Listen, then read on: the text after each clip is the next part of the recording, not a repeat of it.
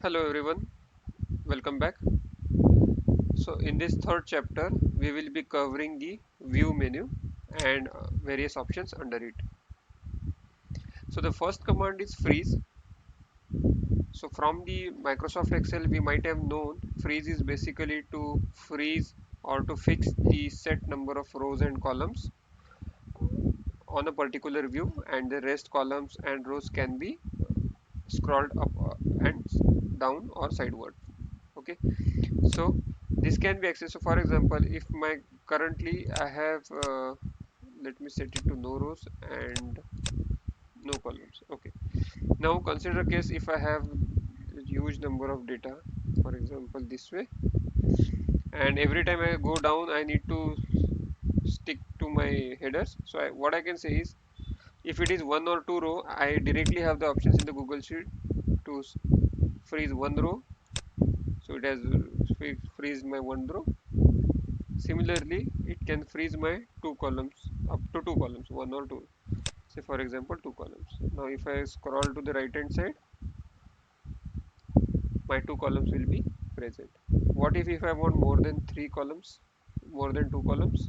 In that case, you just place your cursor there and then up to column C. So it has accommodated that. Okay. Similarly, we can remove these things. Another easiest way is, you have this on the very corner cell, you have this border lines. You just hold that with a hand symbol and drag to whichever column you want. So this is a small simplest way to freeze your page. Moving on, we have grid lines. We know this is the border we apply to the dataset, and these are the default grid lines that we can switch it off. Okay, so whenever we have a final table for showcase, it is good that we turn off these grid lines. Protected range, I'll cover that in the last. Go ahead with the formula bar is nothing but our this bar where we can see our values in the cells or any formula in the cells. So if I turn it off, it will not show up. Whatever I can do, I need to edit in the cell itself.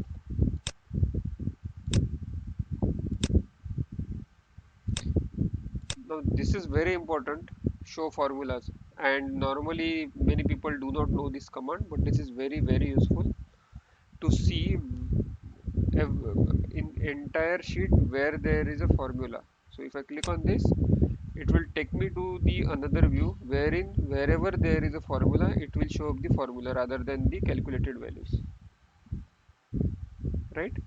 So I can quickly get to know my sheet and where the formula are present, and how to read the references basis those formula. Okay, so this is especially the re-engineering kind of thing when we receive any particular file and when we dig down to wherever the formulas are applied, from where to where the links are present, so on and so forth. So this very handy shortcut is the control and the tilde. Tilde is basically the button besides the one number key or below the escape on the keyboard. So just switch it off, go back to normal view. Then we have zoom. Zoom we all know, so we can zoom in, zoom out the sheet. This can be accessed from this top bar as well. We can put here custom value as well by typing some value, say 54% this way.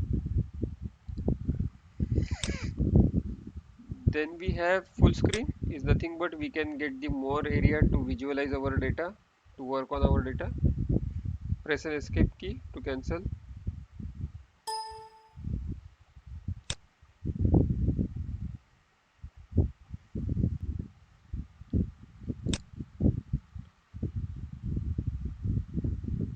Then we have hidden sheets. So hidden sheet is nothing but if we hide any sheet. So for example, you can hide any sheet by right clicking on its drop down icon and then click on hide sheet. So my sheet has been hidden. So I can go to view and hidden sheets. I can get all the list of sheets that are hidden in a particular file. I can use this command, okay, to visualize this sheet. This can be accessed by left click as well. So hide sheet, and hidden sheets can be unhide by just clicking on all sheets, and here your hidden sheets are appearing in a gray font. So here it is dark, here it is gray. So all the gray sheets are hidden. So if I click on that directly, it will get appear. Okay. Now the most important is the protected ranges. Now what these protected ranges are? So protected ranges are basically in use when you are working in a shared environment. So for example, my this file is shared with another user, say help. Okay. Now if I want this my entire range to protect it for the all the other users who are working on this sheet. Okay, so I just right click and click on. Okay, so let me protect these many ranges. Okay, 20, 17 and 18. I can right click, protect range. My range is there. I can give a name, test range. Okay, set permissions, and here I'm seeing that both of these users, I am the owner, and the other user can edit this. Choose who can edit. Okay, so I just wanted to restrict it. So what I will do is I'll just keep the access to only me. Okay, and done. Now this is applying to only the selected range and not the entire file. File is still being shared with the other user. Okay, so stop. Now if I, okay, now I'm coming to the other sheet. I go to view and click on protected range. So it has shown me the entire range which is protected for me. So I can easily get to know that I can't edit this area. Otherwise what will happen is if you try to edit this, it will give a message warning, okay, saying you are trying to edit the protected cell range. Okay, so this is a very handy way to check if you are unable to edit any of the part in the shared environment. You can just simply click on it again to switch it off. Okay, so this is how all the commands are there in the view, and which are very useful to work efficiently in your Excel sheet. So this is it in this session. Thanks for joining. Stay tuned for the next, and thank you.